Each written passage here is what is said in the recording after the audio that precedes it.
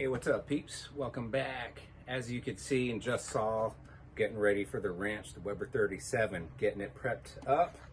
Got the charcoal warming up right now on the gas side burner, and we're gonna do a Wagyu beef tallow injected pork butt. It's either genius or stupid. Gonna turn out great or terrible. So that's what's on plan for today. So you'll watch me how I do my setup of the Weber Ranch 37.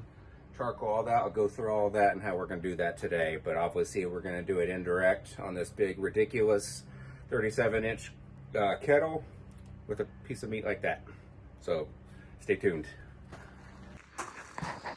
Alright guys, so here's my setup.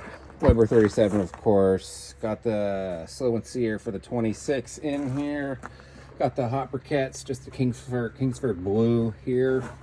All unlit coals there, and I'm going to use some peach wood. That goes excellent with pork. So we're just going to load that up. That should do it. These are pretty huge, solid chunks. Pretty dense, I should say. Not huge. But anyways, that's going to be it. I'm going to go ahead and close the lid. Let this come up to temp. I'm going to try to keep it at 275 to 300 for today's cook. All right, then I'll come over here and we'll get to that. All right, guys, I'm going to try to do this as painless as possible. First order of business is open up this bastard. Get it out.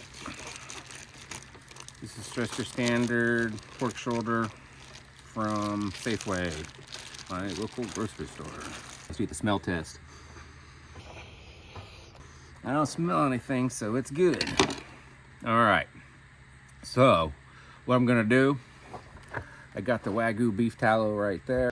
Gonna heat some up in my cast iron pan here on the Weber. And I got my device here. It's wired up into the grill. It's gonna give me my grill temps and my meat temps.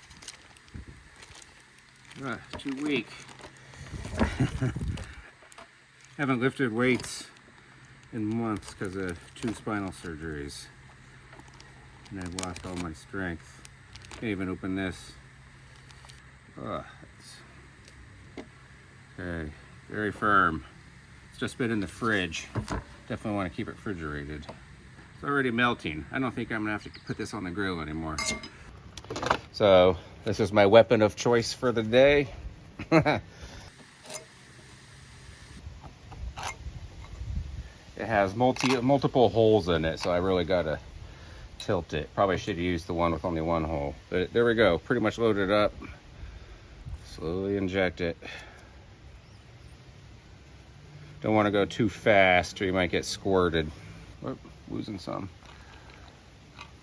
Good, this will make a good baste for the seasoning, for the rub. All right, let's hit it again. Oh, I feel it.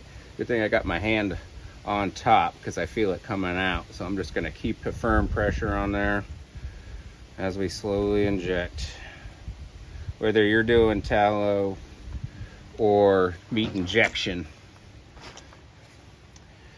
same method, nice and slow. Just want to try to get every spot you can think of in here. This is a bone in. Usually want to do a bone in shoulder when you're barbecuing them or smoking them. The boneless, got to keep them tied up with string. And they just fall apart and it looks so good. All right, look at that. It's already solidifying. See that? Very good. Load this up. It's gonna be so good, guys. I don't know how beef tallow injected into pork is not good. All right, let's hit it again. I feel it. Good thing I got my hand on top because I feel it coming out. So I'm just going to keep the firm pressure on there as we slowly inject. Got the clean hand here. Grill Mates Applewood. Using it because applewood goes with pork and I'm trying to use it up. There we go. Trying to keep something, I don't want to go something too crazy that's just straight up a complement to pork. I want to try to be somewhat neutral that complements beef as well, since we're going to have a lot of beef flavor in here. And I think applewood flavoring goes great with beef. I use it a lot on the ribs. All right, let's get this lid off. It is go time. So here we go. Try out my one-handed skills. Hang on, I got a position. Okay, had to use two hands for that. There we go. Oh shit. Alrighty, this is it. Gonna put you right there. Sweet. And that's how she's gonna be. Look at that. And look at that. Okay, a lot of space left over there. Gonna close this lid up, let it come up to temp between 275, 300.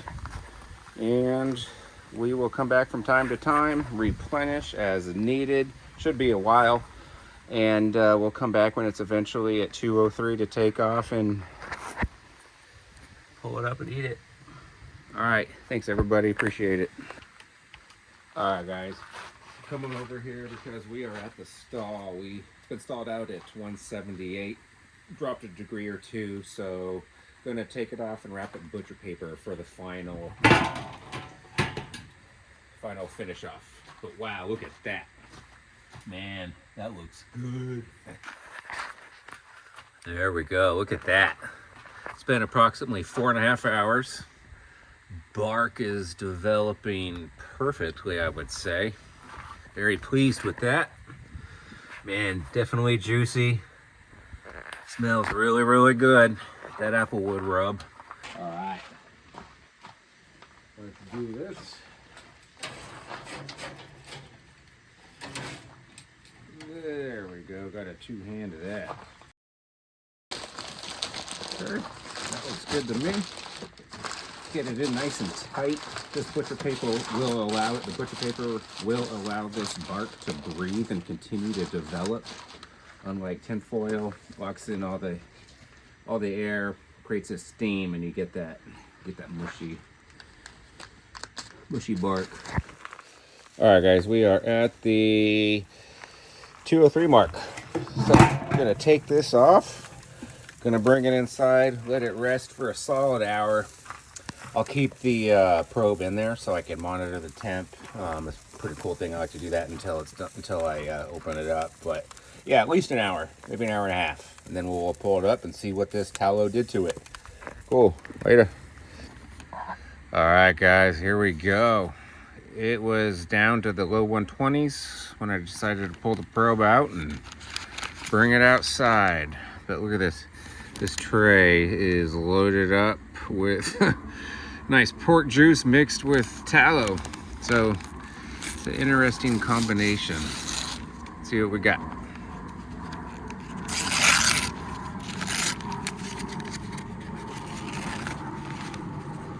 Oh, that bark. Oh my. All right, let's tear into that. Let me see if I can pick this up. Get you in. Can you see that?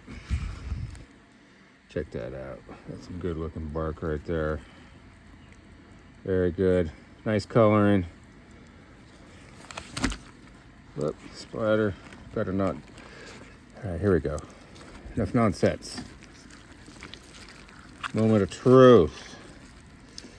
Still pretty hot, but not too bad. There you go. See if we could taste any of that beef. There we go. Sorry about that. Man, wow, there's some heat to that. What the hell is that coming from? Can't be that applewood rub, but there's a little bit of heat to that. Very, very good. It has doesn't taste like straight up pork anymore. Man, that's good. It's hard to describe, but wow, it's let me see if I can get down a little deeper. We'll get a little more prominent taste. Let's see. Look at all that though. This is done perfectly, as usual. Man, heck yeah. Tastes like there's some pepper on there or something. That's the heat I'm talking about. Damn, there's the tallow. Oh, god damn, that's good. Pardon my French. That just came right out. Wow. It's a mixture between beef and pork in one. It's like getting the combo plate of beef and pork all in one bite. I'm going to break this apart. Seems a little tough. I shouldn't say that. It's coming right apart. It's perfectly pulling apart. Oh yeah. First pulled pork of 2024, I believe. Man, there's the cap. Not much left of it. Totally caramelized. The thin layer that's left. You can see that in the coloring. Grill indentations. So great. All right, well, I'm gonna pull this apart, pack it up, eat as I go, and we'll call it a wrap. Thank you guys. I appreciate it. Let me know what you thought, man. Does beef tallow injected pork sound good to you guys? I'll do it again. That's for sure. Kind of almost has like a chickeny taste now. That's interesting. You guys try it. Let me know what you think. Appreciate it. Later.